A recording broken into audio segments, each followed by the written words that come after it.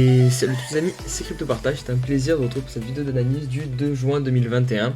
On se retrouve avec un début de semaine dans le vert avec un Bitcoin à 37 000 $, plus 2%, une dominance qui chute très légèrement, les altcoins qui reprennent de la force face au Bitcoin, avec notamment un Ethereum à 2700 $, à Cardano à 80 plus 6%, le Binance Coin qui se rapproche des 380 $, plus 10%, et le Dogecoin. On verra pourquoi, il y a eu une petite news qui prend plus 22%. Comme toujours, n'oubliez pas de mettre un petit like, un petit commentaire et de vous abonner à la chaîne pour tous les nouveaux, de nous rejoindre également sur le Twitter, le Discord et Instagram. Pour la première fois, les Européens vont pouvoir dépenser leur crypto dans Apple Pay. C'est la grosse news qui est tombée hier grâce à Coinbase et sa carte qui va être intégrée directement à l'Apple Pay. Vous allez pouvoir dépenser les cryptos qui se trouvent sur votre compte Coinbase. Je vous disais en intro de vidéo que le Dogecoin était en train de pump. Voilà la raison, le listing sur Coinbase, enfin sur Coinbase Pro. Et comme d'habitude, une fois que le token est listé sur Coinbase Pro, généralement 3, 4, 5 jours plus tard, il est listé sur Coinbase normal. Donc évidemment, ça fait pump le cours comme souvent. Et notamment pour le Dogecoin qui était énormément attendu sur la plateforme leader des crypto-monnaies. Le mois de mai 2021 qui a été le deuxième pire mois en termes de baisse depuis l'histoire du Bitcoin. Seul le mois de novembre a fait pire avec moins 37%. Là on était à moins 40% mais on est venu clôturer un peu plus haut et il me semble qu'on était tombé sur les moins 35% à peu près. Donc on se classe deuxième. Donc évidemment voilà, ça prouve à quel point ce mois a été compliqué. Mais au moins on devra avoir un mois de juin qui sera très certainement dans le vert ou alors dans le rouge, mais très légèrement. Voilà, ça m'étonnerait beaucoup qu'on vienne enchaîner un deuxième moins 35% d'affilée. C'est jamais arrivé dans l'histoire du Bitcoin tout simplement. Donc voilà, un petit peu d'optimisme. Une voiture électrique qui mine des crypto-monnaies lorsqu'elle est garée, c'est ce que veut nous offrir la marque Daimac, donc qui conçoit des voitures électriques. Voilà, c'est un pas de plus vers le développement des crypto-monnaies, vers l'implémentation dans la société des crypto-monnaies directement. Après là, je pense que c'est plutôt un gadget, hein, comme dit dans l'article ici, puisque voilà, pour avoir suffisamment d'énergie pour miner des crypto-monnaies, il en faut beaucoup. Et là, la voiture va rouler à l'énergie solaire. Donc vous allez miner vraiment des miettes de Bitcoin. Donc peut-être pas très rentable, mais voilà, on va dire que ce sera plus pour le côté, voilà, juste le côté emblématique de la chose que le côté forcément pratique et utile. Un scénario d'une reprise haussière sur le Bitcoin qui nous est partagé par CryptoBurb. Vous voyez, avec cette phase de consolidation, de compression qu'on est en train de faire actuellement sur le Bitcoin, avec ce triangle ascendant que je vous partage depuis quelques jours maintenant. Ensuite, récupérer le niveau des 42 000 $, venir consolider encore une fois juste au-dessus, et puis petit à petit repartir un peu dans un effet euphorique et de FOMO pour aller chercher un nouvel ATH.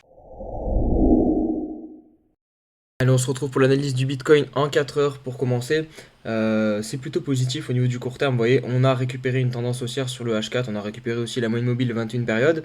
Donc vraiment intéressant. Là, on va arriver sur un point clé, les 37 000 $. Vous voyez, c'est là l'ancien point haut que l'on a fait sur le H4. Et aussi, ici, vous voyez, on a buté pas mal de fois sur cette zone-ci. Donc à surveiller, voir si on va réussir à s'extraire encore une fois par le haut ou si on va se faire repousser. Et si jamais on venait à s'extraire, je pense qu'on pourrait revenir chercher ces anciens plus hauts situés aux alentours des 40 000 $. Vous voyez qu'aussi au niveau du RSI, on est repassé dans la partie haute du RSI. Regardez ici, c'était pendant toute la baisse qu'on avait connue durant cette correction, on était en dessous du niveau 44.88 et là on est repassé au-dessus, donc ça aussi c'est un bon petit signal haussier.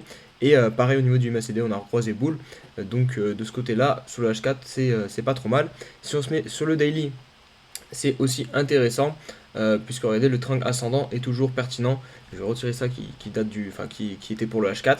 Regardez, hop, et surtout ce qu'on est en train de dessiner, vraiment ici, on voit un double creux, on est vraiment en train de le faire un W, donc ça aussi ça peut être vraiment très puissant. Figure de retournement de tendance. Évidemment, là les objectifs en daily, ça va être clairement la clôture au-dessus des 40 000 $, ça sera un gros signal. Aussi récupérer la moyenne mobile 200 périodes, ça peut être pas trop mal non plus. Par contre, hier, je vous l'ai partagé sur Twitter. Regardez ce point rouge, c'est le croisement donc de la EMA 21 en dessous de la EMA 200. Et ça, regardez, si on prend dans le passé, c'est pas bon signe, puisque à chaque fois qu'on a eu ce croisement-ci, et notamment en 2017, ça signifiait tout simplement la fin du bull run, même s'il y a eu énormément de retard, un gros lag, hein, puisque la fin du bull run c'était ici, et d'ailleurs on l'a eu plusieurs semaines après ce signal. Mais regardez, d'ailleurs on est bien rentré en bear market. Donc généralement quand la bleue croise la orange comme ça, c'est pas bon signe, sauf ici en fait lors du crack Covid de 2020, puisque ça a été un crack très puissant. Et finalement, hop, derrière, on a fait que monter, même si ici ça s'est croisé, derrière, on a fait que monter et partir en bull run. Et je me dis qu'on peut potentiellement être aussi dans ce scénario, parce que voilà, on a quand même beaucoup corrigé d'un coup très rapidement. Et peut-être que voilà, derrière, on va faire que monter et repartir en tendance haussière sur le daily ou même sur le weekly. Et on va conclure la vidéo avec Ethereum, qui pareil, hein, regardez, lui sur le daily, il est aussi en train de marquer ce joli W finalement. On a l'AMA 21 par contre qui nous stoppe très bien pour le moment, donc ça serait très intéressant de repasser dessus. Ça ferait partie des validations, voilà, pour qu'on continue, qu'on reprenne une tendance haussière sur le daily. Le MACD aussi est en train de croiser boule. Pareil, on va avoir aussi sur le RSI ce plancher au niveau des 52 à dépasser.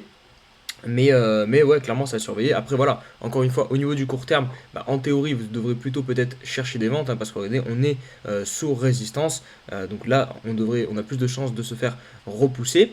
Mais après, voilà, si vous voyez le long terme, non, enfin, vous pouvez holder. Et puis, encore une fois, bah, ça dépend de votre plan. Mais voilà, ça, c'est vraiment juste pour les personnes qui tradent sur du court terme. Je pense que là, voilà, on risque de se faire repousser, de buter peut-être. Mais si jamais on venait par contre à s'extraire par le haut, là pareil, les traders de breakout, donc voilà, on casse ce niveau, hop, vous rentrez ici et vous jouez la cassure et la réalisation de cette figure. Donc voilà, si je mets la ligne de cours rapidement, hop, qui devrait nous mener jusqu'aux 3500 $, donc en gros jusqu'en haut de ce bisseau d'élargissement. Donc voilà, c'est les deux petits scénarios au court terme que j'envisage sur Ethereum. Au niveau du weekly sur Ethereum, ça reste propre aussi, hein. Regardez, on est venu clôturer pile sur cette trend qu'on tient depuis le 20 novembre finalement. Hop, on repart là. Et surtout, c'est sur le RSI que je trouve ça très intéressant. Regardez le niveau qu'on est venu rechercher, le 51. Sur Bitcoin, ça n'a pas fonctionné. On est retourné plus bas que lors du bull run de 2017. Mais finalement, sur Ethereum, ça fonctionne parfaitement. Regardez, on vient chercher le même niveau qu'on a connu lors d'une correction en 2017. Donc ça, c'est quand même bon signe, je trouve. Et derrière, bah, voilà, peut-être qu'on va relancer une nouvelle phase de hausse sur Ethereum, en tout cas, on l'espère. Et personnellement, je le pense, hein, vous savez, toujours mon scénario du bull run en deux parties qui devrait reprendre peut-être à la fin de l'été. Voilà, on va peut-être consolider d'ici jusqu'à la fin de l'été pour reprendre tranquillement fin 2021. Voilà les amis, c'est tout pour cette vidéo. Elle est un petit peu plus courte que d'habitude, mais bon, pour le moment, je trouve que comme je vous l'ai dit plusieurs fois, je me focalise sur le Bitcoin et sur Ethereum. Mais de toute façon, vous inquiétez pas, je vais faire des vidéos aussi plus longues dans les jours à venir. Voilà, prenez soin de vous et on se dit à demain pour une nouvelle vidéo. Allez, ciao ciao.